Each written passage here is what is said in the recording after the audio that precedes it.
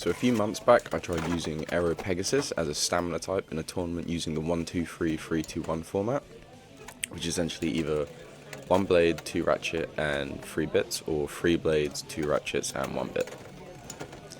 Now while it can definitely hold its own, there are a few glaring problems when using Pegasus this way. The first being its own recoil can just cause self-burst out of nowhere, and if you're simply on the wrong side of the stadium you can just get pocketed or extremed. And 2 being, once it starts tilting, it will not stop, making it a destabilizer's dream. And this is more so specific with ball bits or all bits just in general, because obviously they're rounded, so once you start you're sort of just on a smooth decline. Now the initial reason for trying to use Aero as a stamina type was just the fact that mine was going blunt, just since it's my favourite and most used blade. So the attack power was just dwindling and it just wasn't performing anywhere near its best. But since Aero is heavy and more rounded compared to a fresh blade, I thought it might be worth a try. Now with the parts available back then, I concluded, while yes, it's technically viable, it's just not ideal in any sense.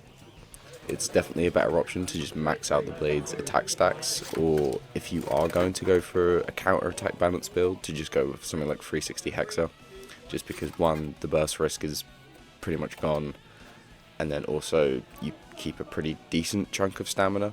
I mean, you're still going to destabilize at the end because Hex is not full stamina, but when you weigh the pros and cons, it balances out pretty well. But with the release of Golem Rock providing us with a new bit under Needle, Aero can now be a crazy counter-attack build, but similar to Hexa, just with the stamina to match. First thing I should say is that under Needle is a extremely light bit, so it's pretty prone to bursting anyway, especially bit bursts.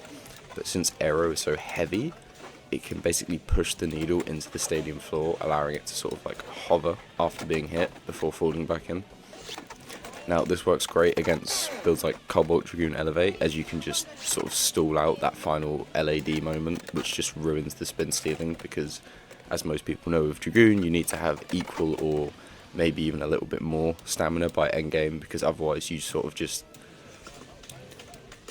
recoil back and forth without actually making any kind of useful contact for spin stealing. But it also works great against top tier stamina types such as Wizard Rod and Silver Wolf, just simply because you can basically preserve all of your power until you make any kind of contact.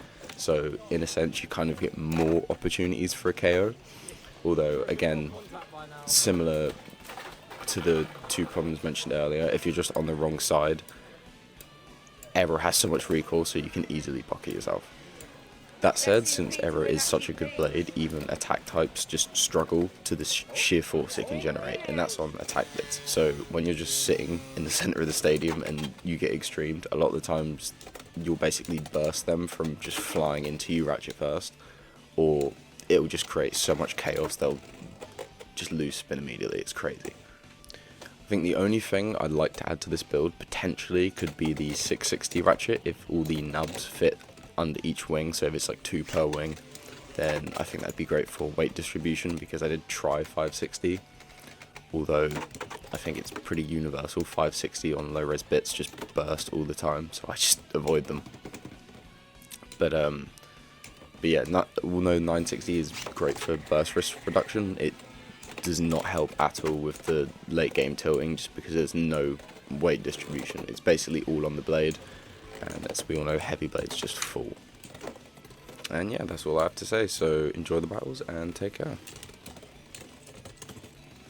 If you want to grow the old collection you found rotting away in the basement, or even from scratch, Base Station has you covered. Although Burst is over, they still stock a few select models along with Beyblade X and a ton of Metal Series Beyblades, from Metal Fusion all the way up until Fury. So if you're looking for a trusted and reliable source for Beyblades, check out baystation.com and use code SOLICAL for a discount at checkout.